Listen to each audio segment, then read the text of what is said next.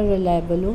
ठीक है, स्टैंडर्ड है बहुत लोकल और वाइड एरिया नेटवर्किंग, ये मैं बता चुकी हूँ। उसके बाद जो हमारा ट्रांसमिशन कंट्रोल प्रोटोकॉल है, ये इंश्योर करता है कि कम्युनिकेशन हमारा रिलायबल हो और पोर्ट को यूज़ करते हुए पैकेट को डिलीवर करे। तो बेटे ये कैसे करता है कि सेंडर की तरफ से जो पैकेट्स हैं, वो डाटा पैकेट्स हैं, उनको स्मॉल बिट्स में डिवाइड कर लेता है, और जब वो रिसीविंग एंड पे रिसीव हो जाएंगे तो वो फिर से रीअसेंबल होकर डेटा बना देंगे। ठीक है, और ये किसकी मदद से करता है? सीक्वेंसिंग फंक्शन की वजह से। सीक्वेंसिंग फंक्शन की मदद से सीक्वेंस में डेटा ट्रांसफ़र होगा, डेटा पैकेट्स जो है ट्रांसफ़र होंगे, उसके साथ उसकी सीक्वेंस भी ट्रांसफ़र होगी टू द रिसीवर, और रिसीविंग एंड पे उन सबको रीअसेंबल कर लिया जाएगा सीक्वेंसिंग फंक्शन की मदद से। तो इसके अंदर जो एक मेन कॉन्सेप्ट आता है वो क्या है? Handshake process. हैंडशेक प्रोसेस में मतलब क्या है कि एक डायरेक्ट कनेक्शन बनाना बिटवीन सेंडर एंड रिसीवर, किससे? विद स्टार्ट सिग्नल या एक्नॉलेजमेंट सिग्नल, यानी कि स्टार्ट सिग्नल भेजेगा सेंडर कि now we are starting to send the data packets to the receiver, and receiver when receive the data it will send the acknowledgement signal. ठीक है, तो ये हमारा हो जाता है हैंडशेक प्रोसेस। यूडीपी, आप लोग मुझे बताओगे यूडीपी क्या होता है? बता तो मैं भी दूँगी, लेकिन सभी लोग मुझे कमेंट सेक्शन में बताएं, जिससे कि मुझे ये पता चल जाए कि कितने बच्चे प्रॉपर्ली क्लास ले रहे हैं, सीरियस हो रहे हैं। ठीक है, सभी बच्चों का कमेंट आना चाहिए यूडीपी क्या होता है। यूडीपी एक कलेक्शन लेस प्रोटोकॉल है। ये क्या होता है? बिना हैंडशेक प्रोसेस के अगर वायरलेस नेटवर्क पे आप डाटा ट्रांसफ़र कर रहे हो तो यूडीपी हम यूज़ करते हैं, लेकिन यूडीपी आप लार्ज इन्फॉर्मेशन के लिए, लार्ज अमाउंट ऑफ इन्फॉर्मेशन के लिए कभी भी यूज़ नहीं कर सकते। ठीक है, आईपी क्या होता है? इंटरनेट प्रोटोकॉल है, ये भी कनेक्शन लेस प्रोटोकॉल है। ठीक है, इसका बेसिकली काम क्या है कि हर कंप्यूटर का एड्रेस प्रोवाइड कराना और उस पर राउटिंग परफॉर्म करना। राउटिंग मतलब डेटा पैकेट्स कहाँ से कहाँ जाएंगे उसका रूट डिसाइड करना, है ना। तो ये हो जाता है बेटे हमारा आईपी इंटरनेट प्रोटोकॉल। ठीक है, अब बात कर लेते हैं, देखो नेटवर्क कंजेशन और रीट्रांसमिशन इन टीसीपी। ये चीज़ तो पता ही है, ये बताया ये कि अगर एक साथ बहुत सारी डिवाइसेस जो है, अब सपोज़ आपने क्या करा कि राउटर जो है एक टाइम पे इतना इनकमिंग डेटा हैंडल कर सकता है। ठीक है, तो उससे ज़्यादा अगर आप डेटा भेजोगे तो वहाँ पर क्या आ जाता है? नेटवर्क कंजेशन आ जाता है। ठीक है, तो उसकी वजह से क्या होता है बेटे? जो सेंडर है उसने डेटा भेज दिया, रिसीविंग एंड पे अगर डेटा करेक्टली रिसीव भी हो गया तो उसके बावजूद भी जो है हमारा, उसके बावजूद भी एक्नॉलेजमेंट सिग्नल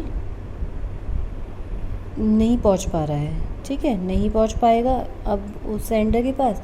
मैंने बोला था अगर स्पेसिफिक टाइम में उसके पास नहीं पहुंच पाता तो क्या हो जाता है? वो दोबारा भेज देगा सेंडर डेटा। वो मानेगा कि करप्ट हो चुका है डाटा मेरा पहुंचा नहीं, तो मैं दोबारा भेज दूँ। अब सेंडर नोड फिर ही ट्रांसमिट कर देगा तो एक्नॉलेजमेंट सिग्नल फिर नहीं मिलेगा, वो बार बार भेजता रहेगा। तो इसकी वजह से क्या होगा? जो हमारे नेटवर्क में कंजेशन हो जाएगी। तो उससे क्या होता है कि नेटवर्क का जो थ्रूपुट है, यानी कि प्रोसेस पर सेकंड जो है वो क्या हो जाएंगे? कम हो जाएंगे। तो यानी कि एक तरीके से उसकी जो है, एक तो रिलायबिलिटी भी ख़राब हो गई, उसकी रिलायबिलिटी भी, और दूसरा उसका जो आउटपुट होना चाहिए जितने अच्छे से उसमें sending receiving process with acknowledgement या हैंडशेकिंग सिग्नल की मदद से जो हम काम कर रहे थे वो उतने अच्छे से नहीं हो पाया। तो अब यहाँ पर क्या हो गया? आउटपुट ख़राब हो गया, थ्रूपुट कम हो गया।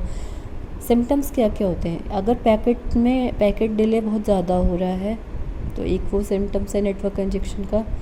डेटा पैकेट का लॉस होना एक सिम्टम है, या फिर बार बार डेटा का रीट्रांसमिशन भी एक सिम्टम है नेटवर्क कंजेशन का। अब बात करते हैं, अब चलो कंजेशन तो आपका आ गया। कंजेशन को कैसे हैंडल करोगे? कंजेशन को हैंडल करने के लिए आपको एक प्रोसेस है मीटरिंग। मीटरिंग से क्या होता है? एक तरीके से मीटर करना, मेजर करना ये कि कितना डेटा ट्रांसफ़र होगा, या फिर रीराउट करना ट्रैफिक सिग्नल को कि ट्रैफिक किधर से जाए। ठीक है, तो मीटरिंग टेक्निक कैसे वर्क करती है? वो इंश्योर करती है कि सेंडर जो है ओवरफ्लो द नेटवर्क ना कर दे डेटा पैकेट्स का। कैसे? जैसे उसने एक वो बना ली कि 10 बिट्स तक हमारा डेटा ट्रांसफ़र होता है, सपोज़ राउटर अलाउ करता है। अब उसने क्या बोला कि भाई यार 12 तक तो तुम भेजो, ठीक है। 12 तक अगर एक्नॉलेजमेंट सिग्नल नहीं आएगा तो भी भेजो, ठीक है, लेकिन उससे ज़्यादा करते ही वो उसको ब्लॉक कर देगा, आने ही नहीं देगा, ठीक है। तो लिमिट सेट कर दी कि इतना डेटा आप भेज सकते हो बिना एक्नॉलेजमेंट के सेंड करें। तो अब उससे क्या है, 10 बिट डेटा तो आपका आना ही आना है, 2 बिट अगर आता भी है तो वो हैंडल कर सकता है, ठीक है। तो एक्नॉलेजमेंट के बाद भी 2 बिट वो हैंडल कर लेगा। इंश्योर्स क्या करता है कि राउटर्स किस पाथ पर वर्क करें कि उन पर्टिकुलर पाथ की कैपेसिटी कैसी है नेटवर्क को हैंडल करने की, और ओवरफ्लो ना हो जाए, ठीक है। दूसरी चीज़ है रीराउट करना डेटा पैकेट्स को। डेटा पैकेट्स का जो अगर जैसे कि किसी पर्टिकुलर रास्ते में प्रॉब्लम है, मान लीजिए वहाँ पर नेटवर्क ट्रैफिक ज़्यादा है, तो उसको दूसरे रास्ते से डेटा पैकेट्स को भेज देना, ठीक है।